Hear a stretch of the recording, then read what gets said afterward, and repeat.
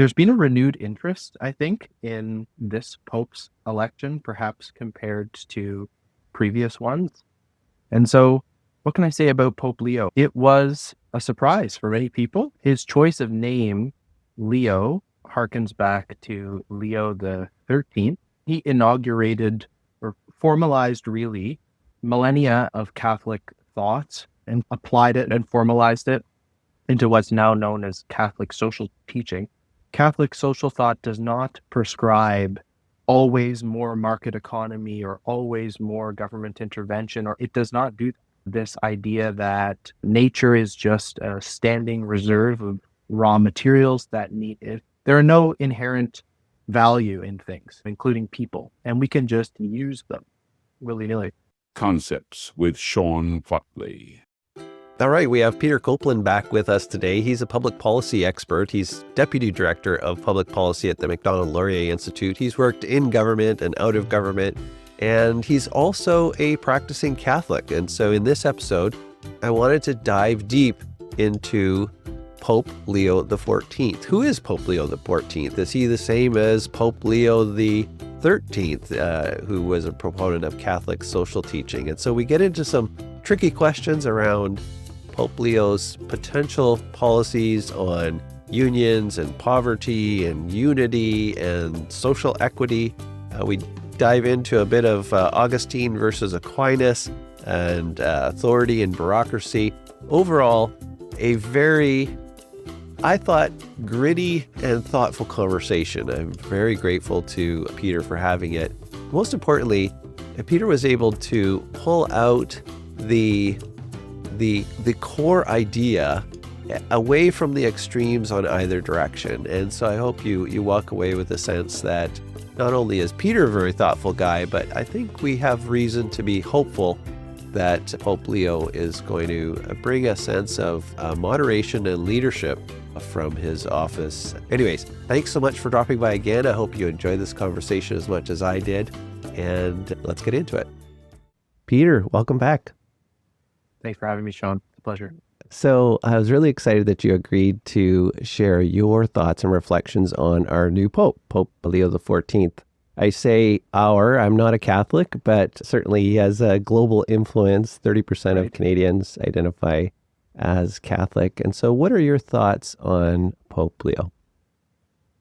Great question. Very open-ended. But yeah, I think there's been a renewed interest, I think, in this Pope's election, perhaps compared to previous ones. I think it says something about the general religious hunger in the culture, and also the Pope's office and standing. As you say, for non-Catholics, it is still the largest religious institution in the world, has the most adherents. And so, what can I say about Pope Leo? It was a surprise for many people. He was not on the papabile lists, but that is also a common thing. If you go in a pope, they say you come out a cardinal, which is certainly true of many recent. And what can I say about him? His choice of name, Leo, harkens back to Leo XIII. In particular, the most famous Leo, I would venture, in the Catholic tradition, who was Pope in the 19th century around a time of significant societal change, the Industrial Revolution, the advent of many aspects of what we would now call modernity, shifting the ways in which society is organized, a much more secular society, and we're starting to ask these questions about how political economy is going to be structured. And so he inaugurated or formalized, really, millennia of Catholic thoughts and applied it and formalized it into what's now known as Catholic social teaching through this encyclical Rerum Novarum, which addresses these questions. How do you apply Catholic social thought to the modern world?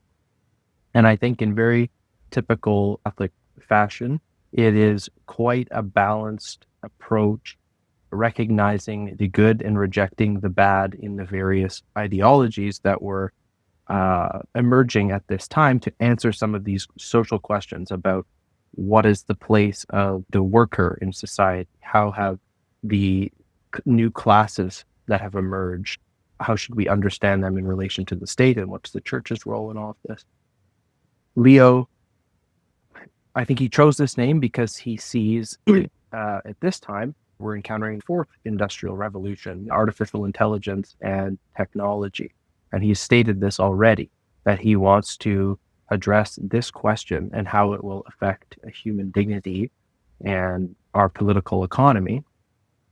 He's also very clearly, I would say, a voice of unity. That's something he stressed right away as well. And we started hearing this word in the weeks leading up to the conclave as something that the church and the church's hierarchy was seeking.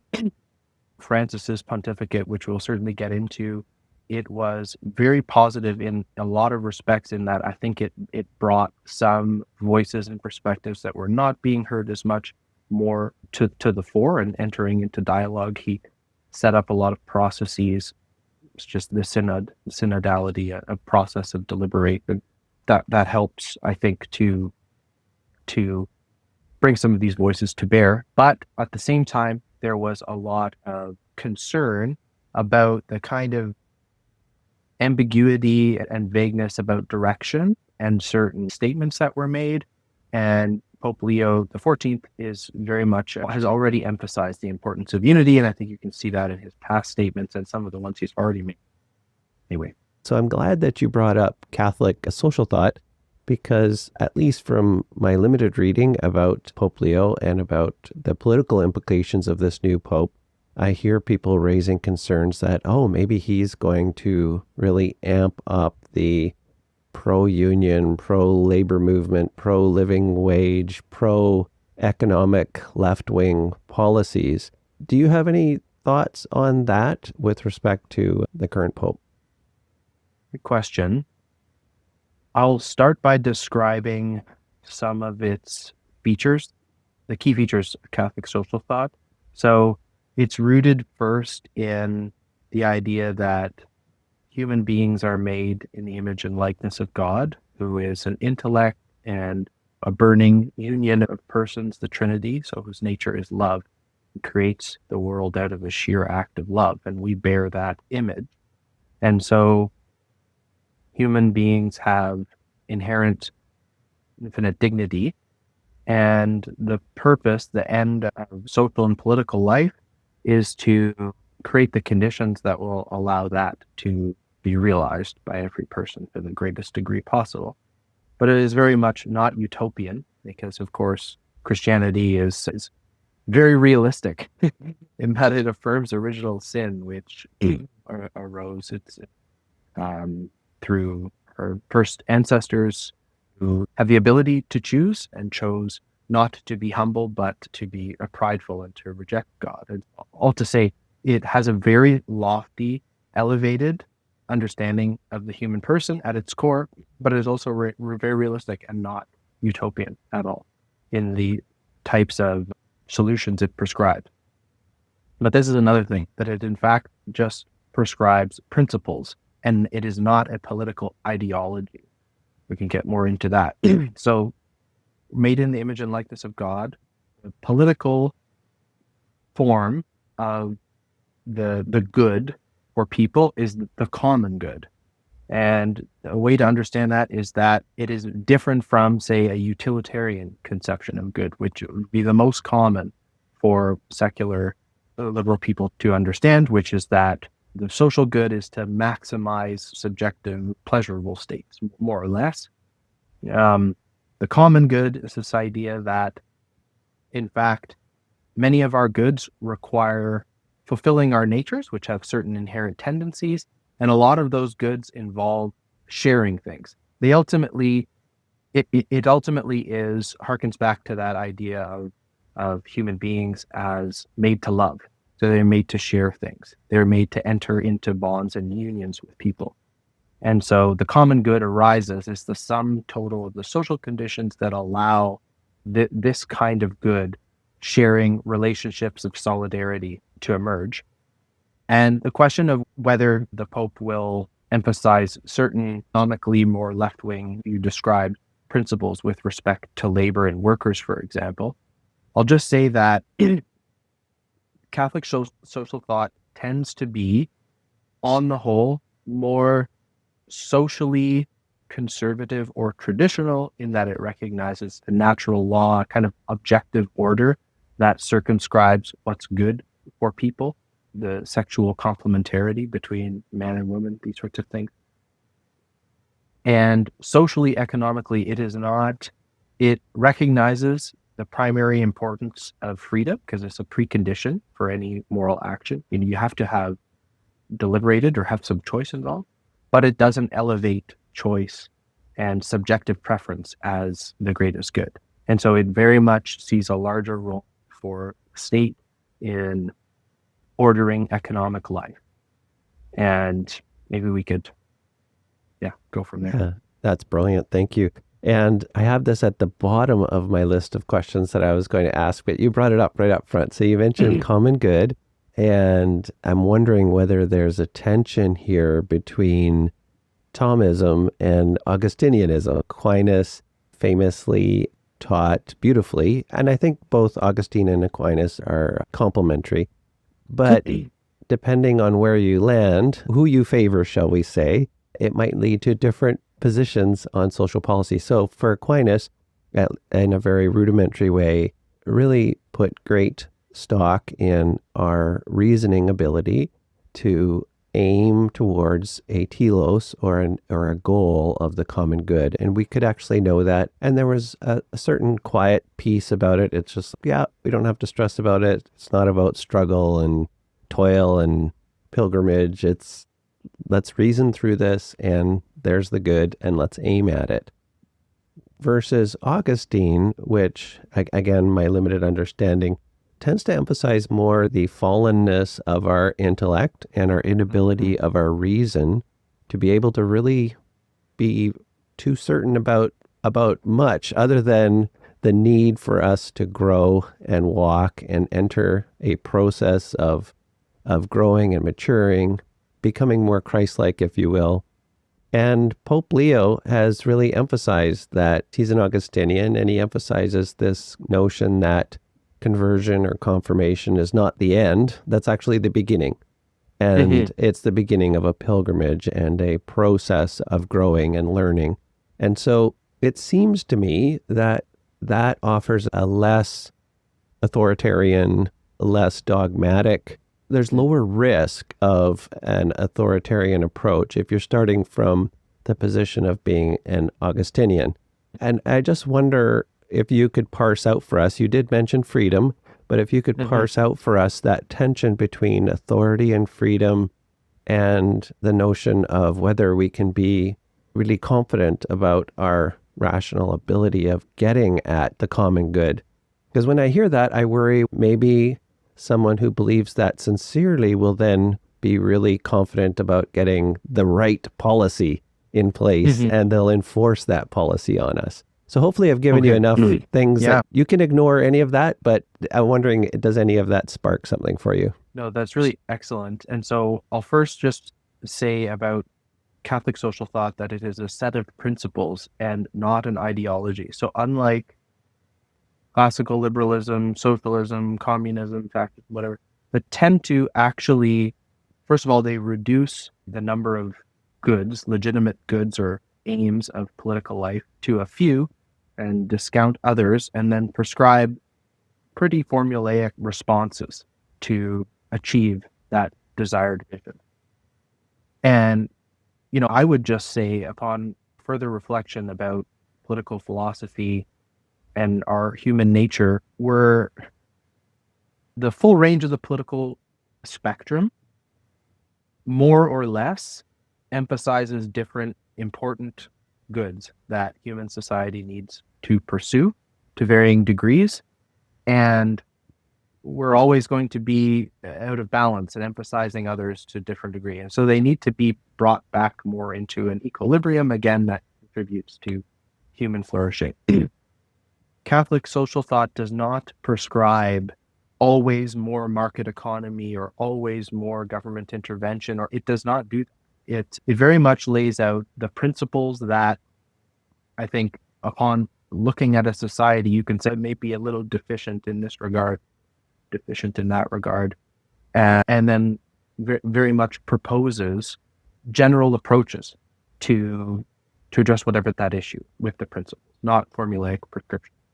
So that on that first point, then Augustine and Aquinas, the two greatest doctors of the Catholic Church for sure, and certainly the most influential. It's interesting that Pope Leo XIV is, yes, an Augustinian as this religious order. That's his vocation, calling to the Augustinian order, who Augustine was a great doctor who emphasized the priority of grace. And he combated the heresies of Pelagianism, for example, which stressed that it's just, oh, I can do it all myself. That is so born of pride, and it actually cuts you off from love and all of these deepest sources of truth that can help us flourish. And something that we see very prevalent today, I should say, in culture more generally. So he's an Augustinian, but he studied at the Angelicum, which is the Thomistic or Dominican order. It's a pontifical university. And the Dominicans, one of the oldest religious orders in the Catholic Church, along with the Jesuits, they very much emphasize education and kind of doctrinal theological clarity. And he studied there, and that's where he did a dissertation there. And even Pope Leo XIII, who inaugurated Catholic social teaching, he also inaugurated the Thomistic revival. And that was evident throughout his pontificate, some encyclicals and magisterial statements on the primacy to be afforded to Aquinas for his intellectual rigor. And so I think we're going to find a very nice balance, and they're not at all contradictory. What ends up happening is, because we're people, we tend to emphasize some principles over others. And so then for a time, scholasticism becomes very dominant, it's a bit too rigid, and then we need to let off from that. And so I think it's going to be really interesting what we see here, the tension between nature and grace, as they say in the Christian tradition. Yeah, great answer. I really appreciated that. Getting back to applying these principles and goods, let's talk about some specifics. So we're in Canada, it's a Canadian audience, and I'm thinking about resource development in connection with environmental change. Now, our resource friends might say, we actually have the cleanest resource development in the world, and if you want to limit environmental change, you should invest in Canadian resource development. What would the Pope, do you think? You can't predict what he's going to say, but in general, would he land on a pro-resource development side of things, or would he tell our good Catholic friend, Prime Minister Mark Carney, to say, no, you've got to continue to block pipelines and do that from a position of environmentalism? Yeah, great question. I'll start by saying that in the last 3 popes, there has been a shift in the content of the encyclicals, which is the primary or most authoritative type of magisterial teaching. There's been a greater emphasis on addressing concrete social issues that are contemporary. And I think going forward, you need to be a little more careful about how prescriptive they are in terms of the policy implications, and that the magisterium of the Catholic Church claims authority on matters of faith and morals. That is his expertise. It is, of course, has millennia of social science and wisdom and thought at its disposal, which it applies to understanding social situations. But it is also not to be prescriptive about policy specifics, because it's not its area of expertise. Sometimes people think when they read these certain reads and encyclicals, for example, Laudato Si, the Pope's encyclical on climate and the environment, that it was venturing into that territory. I think, in fact, when you look at it, it points to certain moral deficiencies or harms that are associated with ways of living our political economy, but it doesn't say that you shouldn't be pro-resource development or anything like that. And in fact, the recent popes, the interest in environmental issues really started more with Benedict rather than Pope Francis.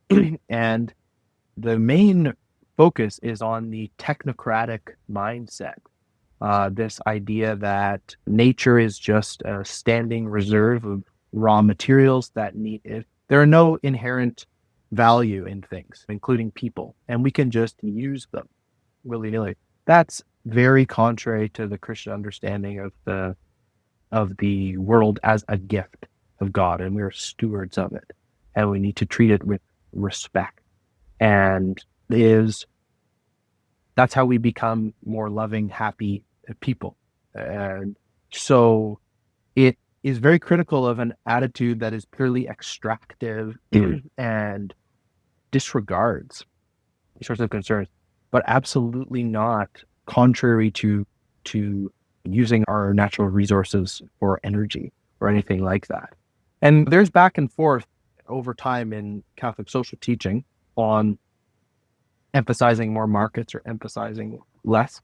John Paul II's Centesimus Annus, which is the 100th year anniversary of Rerum Novarum, in that he, was very emphatic that the market is a primary way, it has a moral foundation. It's how we share, it's how we provide goods to one another. It has a really inherently moral quality, and that work is inherent to human dignity, and that governments have no business owning the means of production, things like this. The church is very strongly, right from the beginning in Rerum Novarum, denounced socialism as contrary to. I loved the fact that you tied it back to technocracy. And George Grant certainly wrote a lot about, Canadian philosopher, wrote a lot about technocracy and the technocratic mindset. Marshall McLuhan as well, another Canadian scholar, writing and warning us about it. But I want to circle back. One of the big moral issues playing out on the streets of our major cities right now, we just saw 2 days ago, people saying the global intifada is here, right? We want the Palestinian protests in blocking off the streets of Toronto from ambulance traffic. For me, I think this is a major moral issue. And then J.D. Vance and his comments about Ordo Amoris, and saying, based on Catholic social teaching of Ordo Amoris, I'm not sure if that's Catholic social thought or just Catholicism in general, we love God, love our family, love our country, and then we love the rest of the world. And Pope Francis chimed in and said, "Oh no, you've got that wrong. Actually, we're supposed to love everybody anyways, and including having massive immigration that might even destroy your country." What would Pope Leo say about intifada, Ordo Amoris, immigration? Okay. We'll start with intifada. Yes, I think some people will have looked at recent papal statements about, say, the conflict in Israel and said they're being maybe a little too hard on Israel and for Gaza and the Palestinians. I think there may be some merit to that.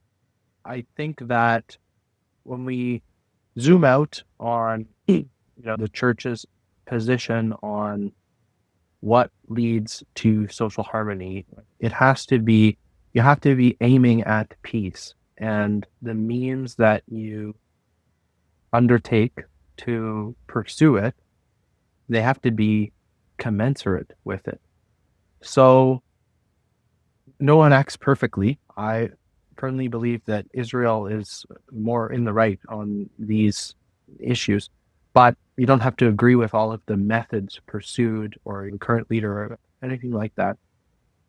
And so I think the church is bringing her voice, which is that we must seek peace, and we must be peaceful and have that in mind. The church also has just war theory, where very clearly war is justified when one has been attacked, which is certainly the case in Israel by a terrorist entity that has control over the very unfortunate Palestinians who, let's be clear, also were displaced at the creation of the state of Israel. So it's a complex, thorny issue, but no, I think that the church's teaching and recent statements, when you really look at them, I'm not saying they're perfect, importantly stress the need to aim for peace and have one's actions be sincerely motivated by those principles, and to be concerned for the vulnerable and suffering, which undoubtedly Palestinians are. But I understand that, look, Israel has a right to its existence and it can defend itself, and it is besieged on all sides by opponents. And I think that the church's teaching and recent statements affirm those things and there are contradictions there. On moral issues in general, I'll just say a little bit about Pope Francis and Pope Leo, their statements on some of these like hot button issues, so to speak, because I think there's a real misunderstanding of Pope Francis. People think of him as wanting to change church teaching. Maybe there's some, you can't know ultimately someone's intention. But if you look at what he did, he was very clearly pastoral. So he wanted to be a pastor to people and accompany them and meet them where they are. And ultimately, you need to be charitable and understanding and empathetic to do so. And the things about his personal history, grew up in South America. And South America was, for much of the 20th century, serious conflicts in Christian nations between more or less fascists and communist socialists. And so Francis was deeply impacted by that, and he recognized that the way of Christ is supposed to be like a balm, and the church developed this term is to be like a field hospital and remedying wounds, not exacerbating them. And so what he learned from his upbringing there is that, we need to seek peace and social harmony. And in fact, unity, and this is one of the great things that I think hold the Catholic Church together. People see that they believe it's a successor of Peter, God's vicar on earth, all of that, and it is a unity. It is a unity. And so Pope Francis, in inviting voices that were maybe ignored for some decades, fostering a dialogue through the process of synodality, all these sorts of things, he was aiming for unity and to let dialogue things emerge. And he didn't actually have because you can't be too authoritarian and clamp things down.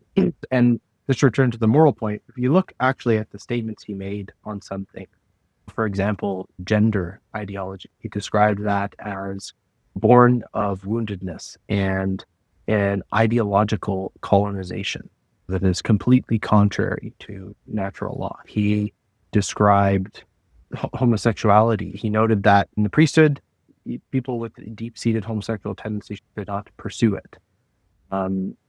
What other did he say on this matter? Abortion is like hiring a hitman. That's not a ambiguous statement about the moral question there. And if you look at Pope Leo's statements, right away he affirmed to the diplomatic corps that marriage is the union between a man and a woman, and it is not changeable. So like he's come out and said these things right away, and I would expect that you will get much of that on especially the issues that are causing disunity right now. So we'll say we're going to park some of those at other things, some of these social questions around Catholic social thought. Your last question was about immigration, intifada, immigration, Ordo Amoris. And Ordo Amoris. And maybe to weave into that, just the whole concept of pluralism in Western democracy. We've been able to be diverse because we have strength and we had a thick social fabric. Now that social fabric is gone, and I'm not sure a lot of people really have much of a sense of what Canada is. And so it becomes difficult, I think, to talk about pluralism. Leader of the opposition in England said some cultures are better than others. So yeah, just where do you think Leo would land on that? So let's start with Ordo Amoris and immigration. So he also has been explicitly critical of J.D. Vance's comments on the Ordo Amoris, which I think was a concept that was formalized by Augustine, actually, coined by Augustine. And it basically says that, loves have to be ordered properly. And what is meant by Ordo Amoris, it's not necessarily like a hierarchical ranking, but because we have a nature and certain things fulfill that nature, then our loves have to be ordered that way. And so what it really comes down to is living virtuously. And living virtuously requires prudence. And this is where I think some of the confusion comes in. You wouldn't be living the Ordo Amoris if you did not love your wife or husband or children as much as a migrant next door. But like you're called to love who is in your sphere of concern as much as you can. And the other thing that both popes took issue with J.D. Vance's comment was this conception, I think they're viewing in J.D.'s formulation as this kind of finite capacity. Like we have a finite capacity of love. We're certainly finite creatures, and we can't just limitlessly expend ourselves. But at the same time, love, they're making this point that love actually grows the more that you practice it. So it's not, it doesn't exist in this kind of neatly quantifiable way, like I dole some out here, I dole some out there. And so the critique is really that you have to look at what's going on in your immediate circumstances and treat everyone with that inherent human dignity, which is a really lofty standard. And in the United States, for example, in a lot of Western countries, is both the case that I think very clearly the immigration systems need to change a bit, especially in the US, where there's a lot of manipulation of migrants and coercion and public safety issues and all of that, and not documentation, and an unfairness to the people who are citizens as well. Like we have these concepts. That's reforming that is perfectly compatible with also treating migrants and refugees with a great amount of dignity and care and concern. And certainly there's legitimate criticisms of the manner in which, let's say, the Trump administration has been undergoing some of its recent policies. That again, the church does not and won't come out and say specifically like this policy, that it will highlight the moral issues in play and what features a proper approach should have. Concern I have is that you really can only talk about peace and friendship from a position of strength. So if you're the principal in the schoolyard or the teacher, and you could say, all right, let's be at peace. And if anyone's not at peace, they get sent to the principal's office or they get suspended or kicked out. So you have the authority to actually talk about peace. But if you're one of the members of the factions or gangs on the schoolyard and you say, oh, let's talk about peace and friendship, you're just going to get beaten up. I just had Shawn von Hiking on here. He's spent his life or much of his time researching the concept of political friendship, or homonoia is the Greek word from Aristotle, and how we need a shared understanding on the fundamentals. So I hear that in what you're saying when you say care, dignity, compassion, and that's a shared understanding of the fundamentals. However, at some point, we need something more than simply calling for peace and friendship. We need the teacher on the playground to say, all right, everybody, we're not going to have this on this playground.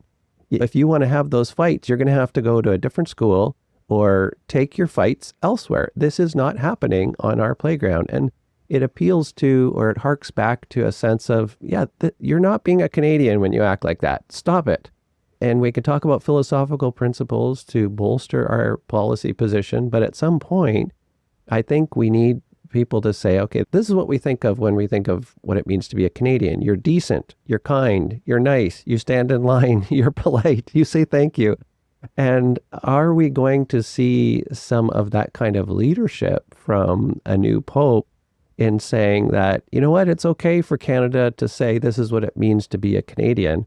Or do you think we'll still have these, and I don't mean this in a disparaging way, but more vague calls for peace and friendship, which I think are risk overlooking the particularities of the current stress our country is facing? Yeah, I certainly agree that Canada and many other Western and other industrialized countries in the world are facing similar problems in that with the rapid flow of goods and peoples and information, the bonds that unite us are frayed and they're not as strong.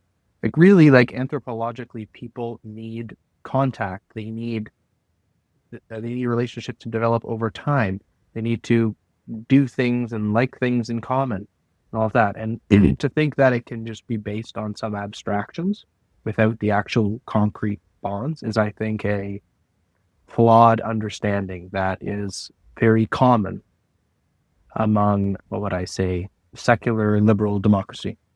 I think that,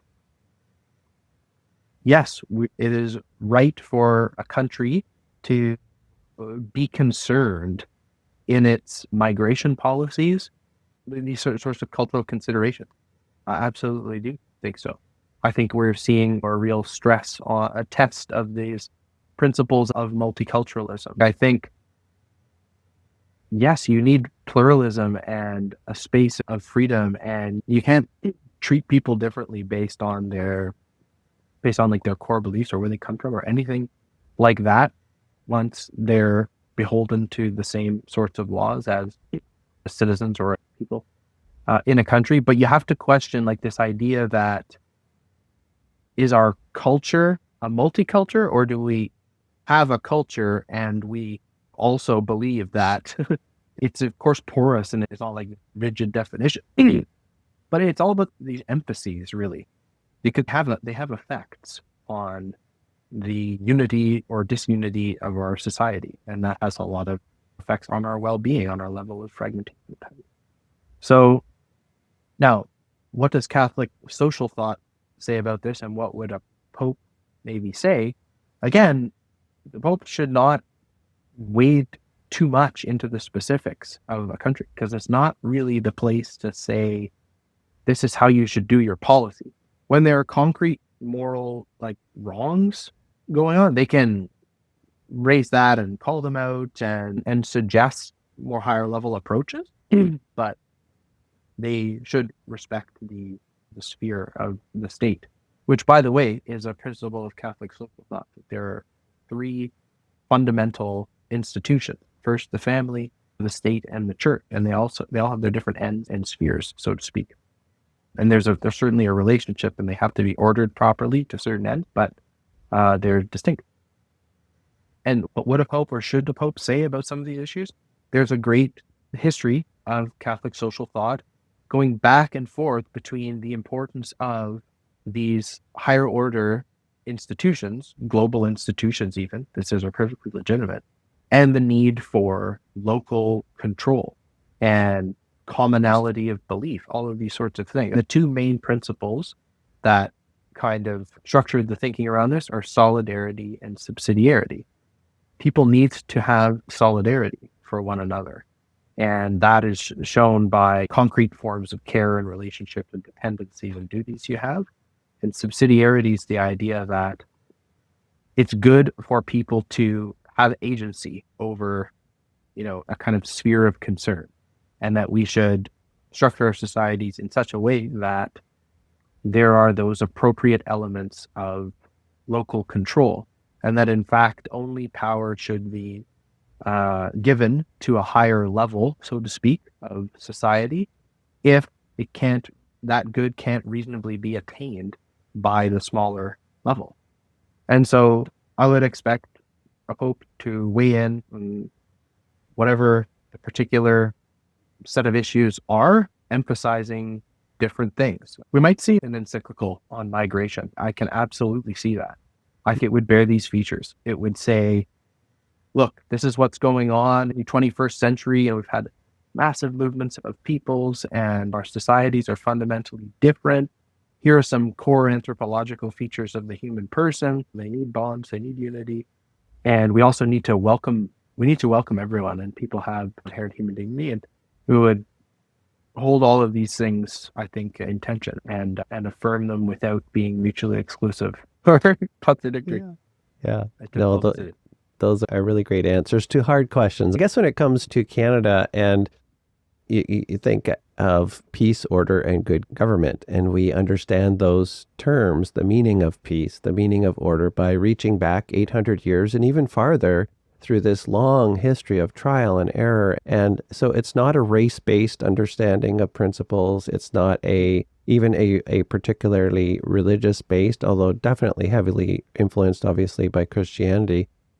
But these are the things that we are aiming at. So to use your word about common good, and we welcome you into it. We want to steal your best ideas about tea from your part of the world, and your best ideas about silk from your part of the world, and your music, and whatever it is. And so it's the Anglo political tradition, I think, is a bit of a freak in the global human history, in that it has a particularity, but it has an openness and welcoming nature, a generous, to use von Heiking's word, a generosity to it. Having said that, if we only emphasize welcoming and only emphasize generosity and openness without saying, what are you being welcomed into, then we dissolve and we fall apart. We're not saying we're welcoming your old world disputes onto our streets. Forget about that. No, we don't want that. And that's what I'm hoping someone somewhere will start saying, whether it's the Pope or Mark Carney or somebody, to say, stop it. This is not Canadian. And it's not just a matter of enforcing the laws. It's a matter of saying, you're not behaving properly. Like that, nobody benefits from this. If you want to act that way, go act somewhere else. No, a good thing I'm not the Prime Minister. I would make a mess of it. But what are your thoughts on that? So the concept of being opening and welcoming, but also with a set of expectations for this is what it means to behave when you come here. Yeah, I agree that I hope more emphasis will be placed on this. I honestly struggle to come up with the Canadian answers, because so much of what it has come to mean to be Canadian is this kind of fluidity way down, and commitments to processes of being open and nice, and these sorts of things. Peace, order, and good government. But it's a little too timid, I think, about really the substantive goods that are at the core of that. I think we're seeing this. It's not just a Canadian problem, it's a Western world problem.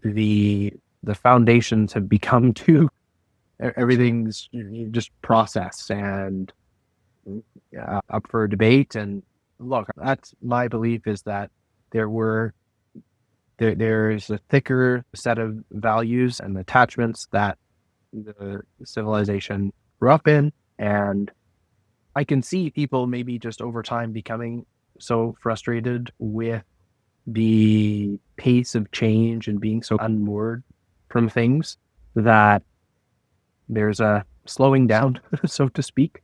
I really hope it doesn't take a negative form and it's more organic.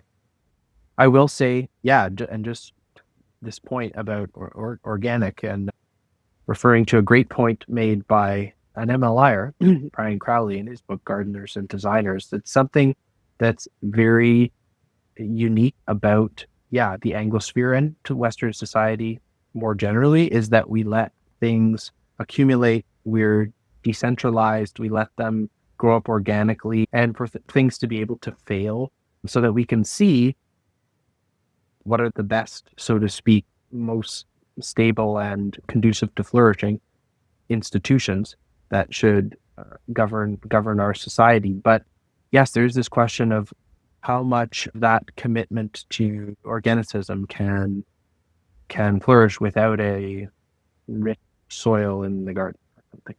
Yeah. No, and I love that book too. I'm glad you made that shout out to gardeners versus designers. I think it's just brilliant.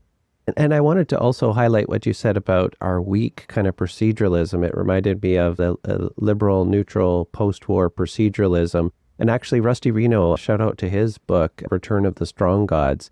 And he writes at length, that's a short book, but it's just brilliant.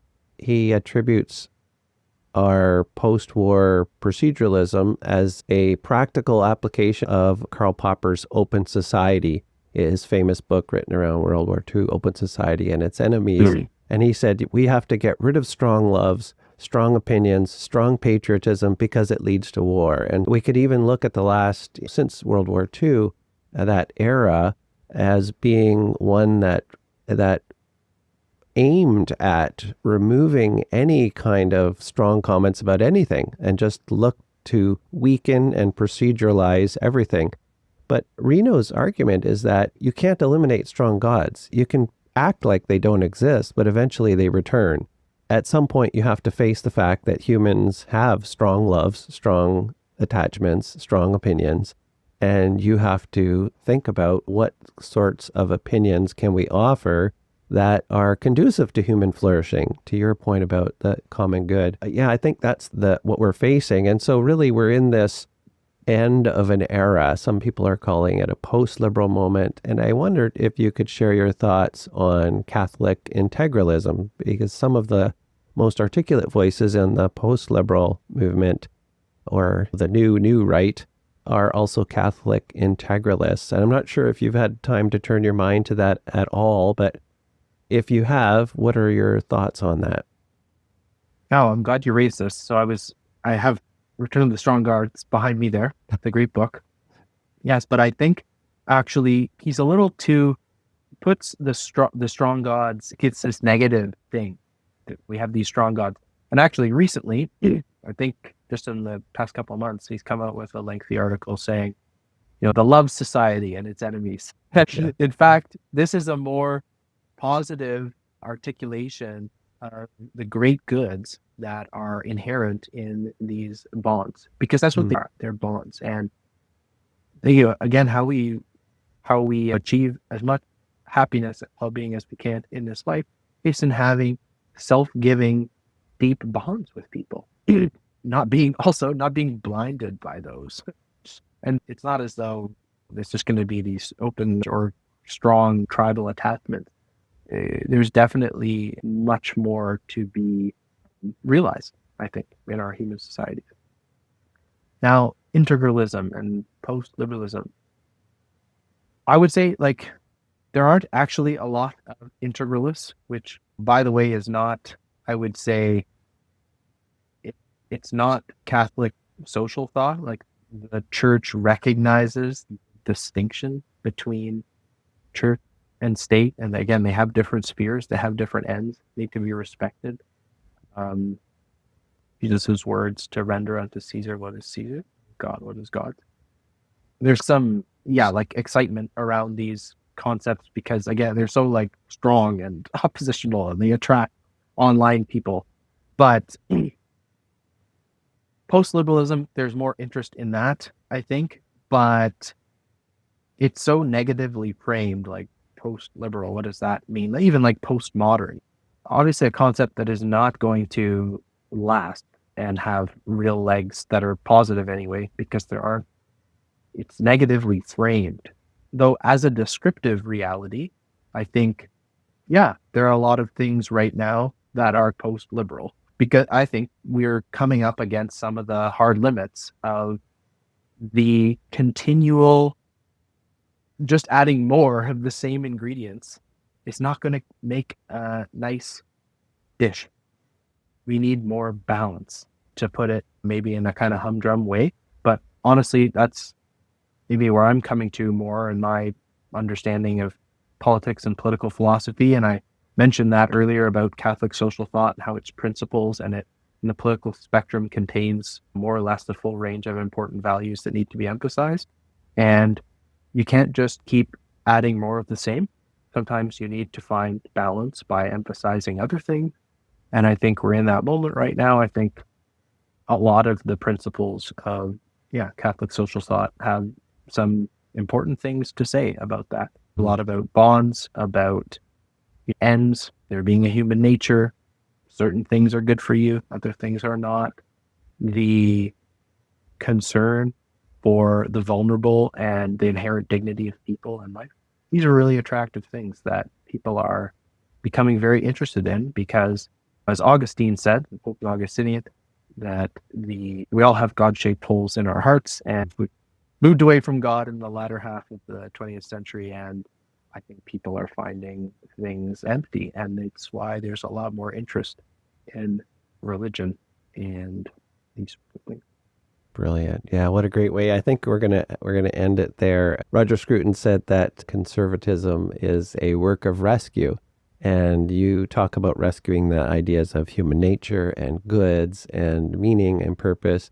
I heard another person say that we're not actually in a secular or even post-Christian society now. We're in a post-Christian society. So a lot of young people really they don't know anything about, even you mentioned the Bible, Christ, they're literally almost entirely ignorant of it, which presents an opportunity for rediscovering. And certainly we see growth in the Catholic Church worldwide. And so I'm cautiously hopeful that Leo, the popes always say smart things, but in this particular moment, I think there's an opportunity for global leadership of the kind that Pope John Paul II offered, I think, in a positive fashion when he was available. Again, Peter, thank you so much for sharing your thoughts on this. We're not going to hold you to any of that. We know that you aren't yourself a cardinal or the Pope. Very true. Take it all with a heavy dose of salt. Yeah, absolutely. Thank you so much to those of you who've had listened and watched to the end of this. If you can, please like, subscribe, and share this and tell your friends about it. It's really the only way that we can maintain this kind of content. And again, Peter, I look forward to the next time that we chat. Thanks so much, Shawn. Great to be here.